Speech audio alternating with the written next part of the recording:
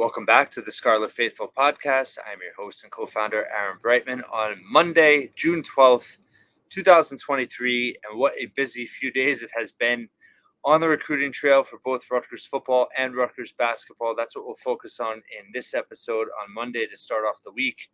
First off with football, second big weekend in a row with many official visitors. I think the final count was 16 or 17. And they got 4 commitments over the weekend. 3 were with visitors. 1 was from a visitor from the prior weekend. And all of a sudden, the 2024 recruiting class for Rutgers now has 15 verbal commits. They're currently ranked number 21 nationally in the 24/7 Sports Composite rankings. Before I touch on that a little bit more, let's just talk briefly about each recruit. On Saturday, the first of all, was Aris Bethia with Erasmus Hall, defensive lineman, someone they've recruited for a long time. He's probably going to play inside for Rutgers. He's got good size, 6'2", 250. He is a top 10 recruit in New York, top 100 recruit along the defensive line, and a top 1,000 recruit. So quality there in terms of rankings, fills a need, can never have enough quality defensive linemen, keeps the pipeline going with Erasmus Hall, and was a target they've been after for a while. So big win there. Excited about him. Second commit was Dakari Gilly from Jacksonville, Florida. He is a safety, 6'3", has good size, is a physical player, not highly rated. But again, this could be one of those, and he's also in Florida, so they have such a competitive environment there. Could end up being a sleeper for Shiana. Does have some, let's see what his Division I FBS offers are. Georgia Tech, Pitt, Central Florida, South Florida, Liberty, which is obviously a group of 5, and then you have Florida Atlantic. So, his offer list isn't going to blow you away, but they like him, and he's got potential. He's got good size. He could end up becoming kind of a hybrid, maybe in the dime package, or end up even a linebacker possibly. So they seem excited about him. He committed on Saturday, and then you have, and I should have mentioned Bethia in terms of his offers, because I know he has some good offers there. Bethia has offers from Maryland, Nebraska, Ole Miss, Pitt, Syracuse, Texas A&M, Virginia Tech, West Virginia. So really good offer list there for Bethia. And then the third commit of the day was Montel Johnson, a linebacker from Michigan, is a player that they had gotten on campus and wanted for a while. He also has offers from Boston College, a bunch of MAC schools, Kansas, Kentucky, Louisville, Missouri, also West Virginia, and Georgia Tech, I guess, has some interest. So anyway, he's a big linebacker. Really like his physicality, his size. So Rutgers got those 3 recruits all on the defensive side of the ball. And, one thing I wanted to point out about ratings and rankings these days is, one thing I always look at is offer list. I always feel like offer list is sometimes even more telling than the ratings and rankings are. So in particular with Johnson and Bethia, pretty solid offer lists. When you get close to 10 Power 5 offers, that's always a good sign. So both of them plus Gilly on Saturday, and then Sunday, someone I'm super excited about in terms of adding another wide receiver, and that is. Of course, I'm dropping the ball here. Benjamin Black from Mallard Creek, North Carolina, right around Charlotte. I have family there. And second receiver in the class from North Carolina, Isaiah Crumpler, is the other who previously committed and also visited last weekend. But Black, if you watch him on film, he's an All-American track athlete. He's been on 2 state record holder relay teams. He's a state champion. His 40-yard dash is 4.36. He has elite speed, but it's not just that he has elite speed. He's an elite athlete. And what I loved most about his film, though, was that it wasn't just his explosiveness, but his willingness to go into traffic, and catch contested balls. He caught a lot of tough balls in tight spaces on film, and there's a chance he could end up on the defensive side of the ball. He could make an impact on special teams as well. But he's a perfect example for me that he's a 3-star recruit by 24/7 Sports. He doesn't have a composite ranking. He's not, superly high rated. I think he's the type of guy that, because he's so involved with track as well, I really feel like ratings can be biased in the sense of, if you're not a full-time football player going to camp after camp after camp and being evaluated multiple times by analysts, and you just kind of, you don't get the ratings sometimes that you maybe deserve. And I can't say that for sure in this case, but it feels like to me, just watching him on film, and knowing his background in terms of track, he feels like a steal here, like someone that's going to outperform his ratings, and someone that committed to football full time is going to just develop even more so at Rutgers. So I'm super excited about him. Rutgers now currently the 24 class, 15 members, like I said, currently ranked number 21 overall nationally, 7th in the Big Ten. That's encouraging. What is fair to point out, and in terms of expectations, and I've touched on this a little bit, but I've mentioned that I think that this class is tracking more like a top 40 class. Part of that reason is when you look at the overall player grade in terms of ranking within the conference, right? The player grade average for Rutgers is 86.12, 86.12. That's the average player grade per the class. That's actually 12th in the Big Ten. Only Illinois and Indiana have a lower per player grade average in the class of 24. So it's fantastic to be rated number 21 right now. The biggest reason is volume. Rutgers has 15 commits. A lot of programs, some are in the single digits. And a lot of those programs are still going to add really high-end recruits, 4-star, 5-star.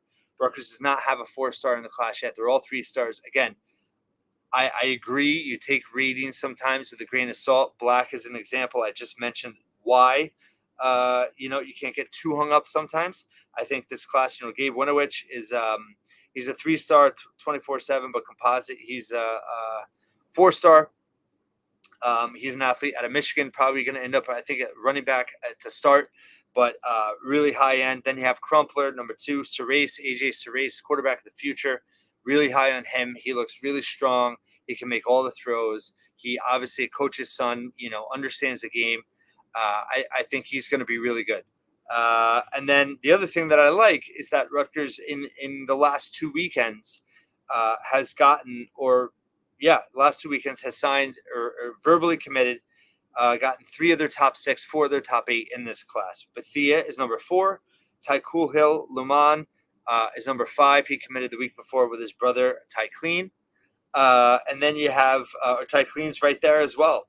And number 8, Montel Johnson's number 6 in the class. So you have 4 of the last 8, or 4 of the top 8 recruits ranking-wise in the 24 class for Rutgers, all visited within the last week and a half and all committed. So great job by the staff. They're building momentum. They have some 4-stars out there that they've been trying. D.D. Holmes, the edge from D.C., Corey Duff Jr., I'm sure I'm forgetting. I know I'm forgetting a few others. But if Rutgers doesn't land, a handful of 4-star guys and spots are starting to fill up, their class has a ceiling. Again, that doesn't speak to the staff's ability to develop players, and we know that they can.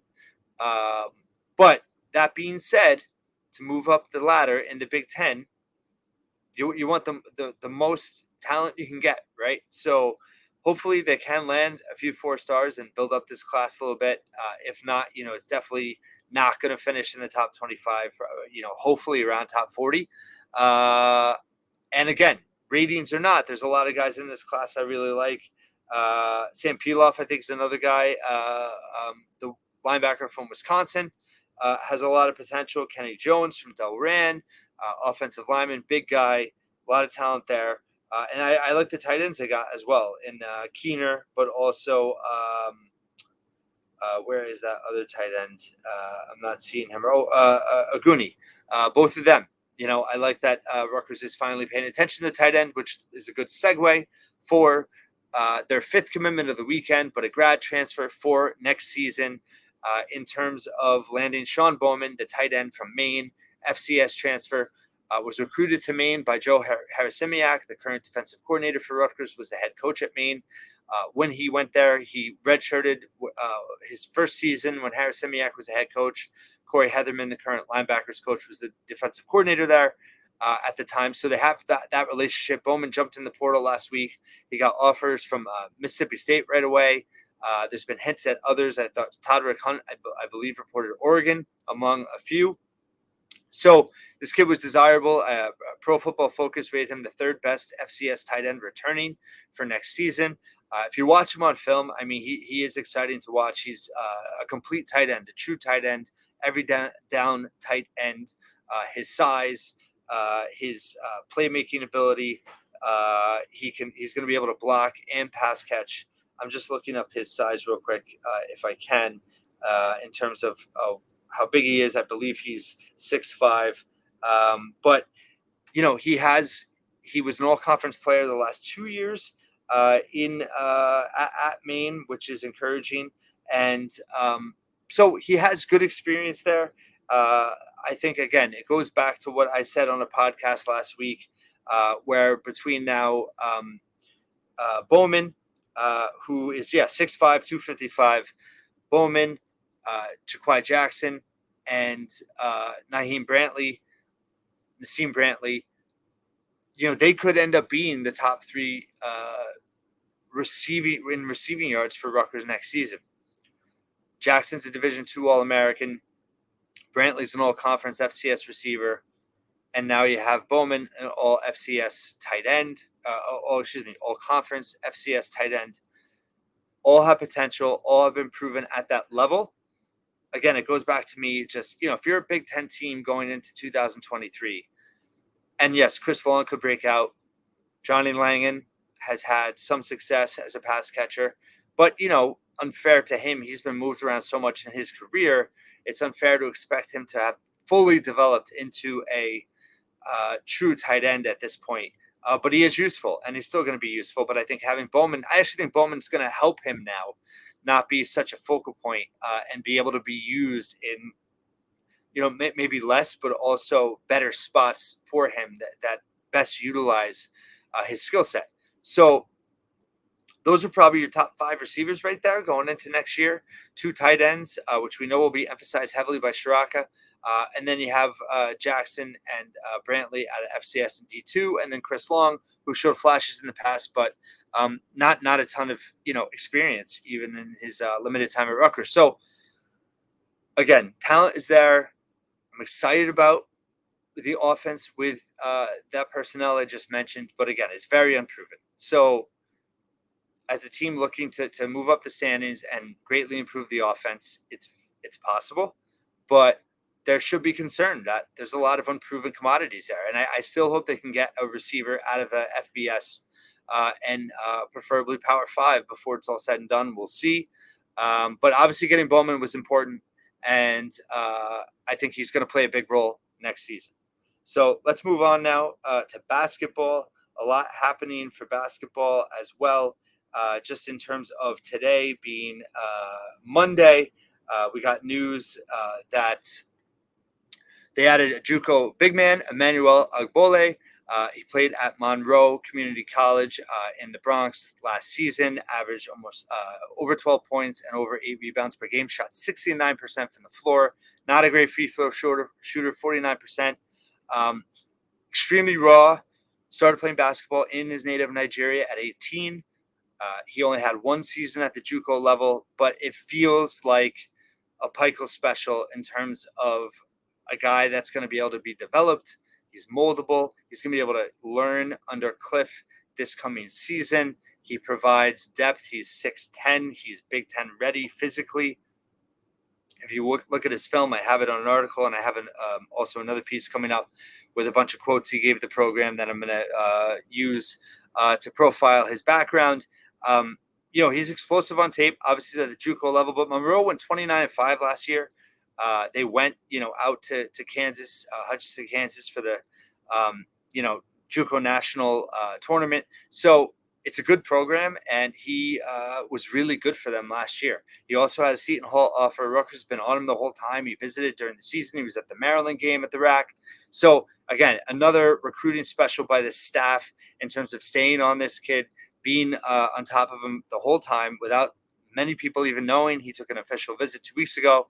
Turns out he took it when Dortch was there as well. I talked about, the possibility that Rutgers would have kind of sneak in an official visitor out of the portal, and they did.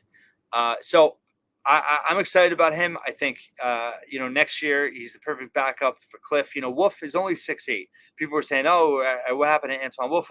He's only 6'8". He filled in as the backup 5 out of necessity. He's really more of a 4. We saw his versatility, his ability to, against Purdue in the Big Ten tournament, how he dribbled all the way up the court. I think it was Purdue, maybe Michigan, but it was definitely the Big Ten tournament. He took it the distance and converted at the rim after dribbling all the way up the court. He's got a diverse skill set, and he's just not a natural 5. So getting a Agbole is huge, and now you focus on the portal or just filling the guard spot, wing spot. You need size. Joey Hart is a kid that they were pursuing. The Indiana high school kid was a really good shooter, but extremely athletic. It sounds like he's going to Kentucky. That they pull the trigger on him. I think it's being announced today, depending on the timing. So he's going to be off the table. So I think at this point, Rutgers is definitely going to focus on the portal in terms of bringing in an experienced player. Preferably, I think you have two. You have 3 open scholarship spots still. I think you grab 2, and I think between is it 2 guards? Is it a guard and a wing? You need a guy with size. You need a defender. You need a shooter. I think you mix and match. You get best available. So I think you do that. You need one of those. I think ideally needs to be a grad transfer, someone that can step in and make an impact and be a key rotational player right away next season. They need that. But I also like the value of getting not a grad transfer, but someone out of the portal that can play right away, that has more than 1 year left, because next season you're going to have a lot of young guys on the roster. You're losing experience. So to have someone acclimated in the program that's going to be back next season would be really valuable, which ties us into 2024 recruiting class tomorrow, Tuesday, 4:30. Bryce Dortch, 4-star wing, number 108 in the newly kind of crafted 24/7 composite rankings, right on the fringe of the top 100. Super athletic, can get to the rim, create his own shot, long, disruptive in passing lanes, good defender. Excited about him. I think he, brings more balance to the 24 class if he does ultimately commit. He included Virginia Tech and Temple in his final 3. He was kind of hotly pursued by Marquette for a time. He took an official there. I don't know if he fell off their map or he fell off their map, but at any rate, it's looking really good that Rutgers is going to land him for tomorrow. And then you have him in the 24 class. And then another subject I wrote about today was, once again, Ace Bailey and Dylan Harper being reunited, both at the U19 USA basketball training camp this weekend. It's now progressed into today. They made cuts today. Dylan Harper made the cut. He's only one of 6 high school players out of 18 players to make the cut. Ace Bailey did not. It was reported by Adam Finkelstein that Ace Bailey's been sick and missed the last 2 practice sessions, and that's most likely why he was cut. That when he did participate, he looked really good, and I linked someone else, I forget who, had mentioned him as a top 3 standout yesterday morning at training camp. So it's unfortunate for him. Steve Peichel and Brandon Knight are there, which is great. Duke is there. Kansas is there. One thing, by the way, the assistant coaches, and they're not the coaches for the actual team, but I guess they're running the training camp. When you have high school recruits at this training camp and you have Division I college coaches, running it, is that not a conflict of interest in terms of recruiting and the portal these days and NIL? And lo and behold, who's one of the coaches that's there but Micah Shrewsbury, the new head coach of Notre Dame? And where is recently announced transfer Paul Mulcahy considering? Sounds like Notre Dame is on the list. So you can't imagine that Steve Peichel and Brandon Knight and the rest of the program is too happy about that. And it just seems kind of crazy that you can have these college coaches overseeing these high school players. College kids, yes, that's with the portal and NIL, it's still not great, but these are going to be high school seniors that haven't decided yet. And you have these college coaches openly working them out for, and it's all for the good for USA basketball, and I'm all for that. but it just seems a little ridiculous.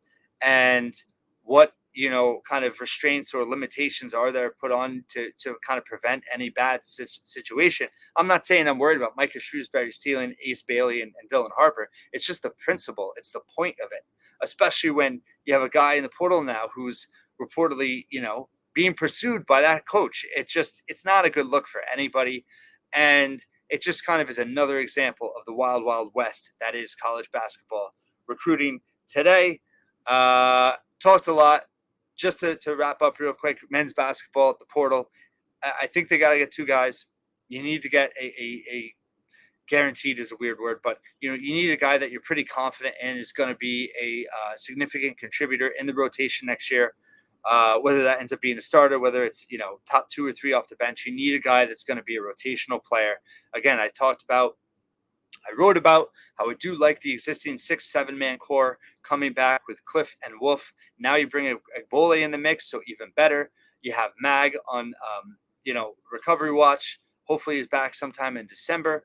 So that's a foursome forecourt that's, I think, pretty solid. Then you have Gavin Griffiths, Antonio Troll, and Andre Hyatt on the wing. And then you have Derek Simpson and Noah Fernandez in the backcourt. Backcourt's thin. I think you got to get 2 guards. You got to get a big guard. Fernandez and Simpson are not big. Simpson's 6'2". Fernandez is only 5'11". So I think you need to get a 6'4", 6'5" guard. Or if that's a wing, it's kind of an undersized wing, but I think a big guard and maybe you add a wing. And one of those has to be a shooter. I think the other one has to be a reliable defender. And you mix and match. And who knows what other skill sets cross over. But I think we're seeing, again, with the commitment of a Bole today, or it wasn't even the commitment. They announced the signing. So this has been done. Dortch looking good for tomorrow. I'm sure they're already deep in with at least one guard wing replacement to add into the rotation. This is just an example of a winning program and how they handle adversity and how well prepared Steve Peichel and the staff are. And we'll see the fruits of it soon. I talked about the urgency of getting it all done in January, and, we're just a few days in and they're getting stuff done. So just in terms of adversity hitting and all that. So we'll see what happens. Thanks for listening and watching once again. I'll be back tomorrow. Of course, maybe 2. Maybe I'll get one out before the Dortch announcement, and then hopefully be back when Dortch potentially does commit. And we'll see how the day takes us. But thank you for watching and listening once again. Follow all my coverage at thescarletfaithful.com. I have plenty more on all the football commits from this past weekend and basketball as well. And I'll talk to you tomorrow.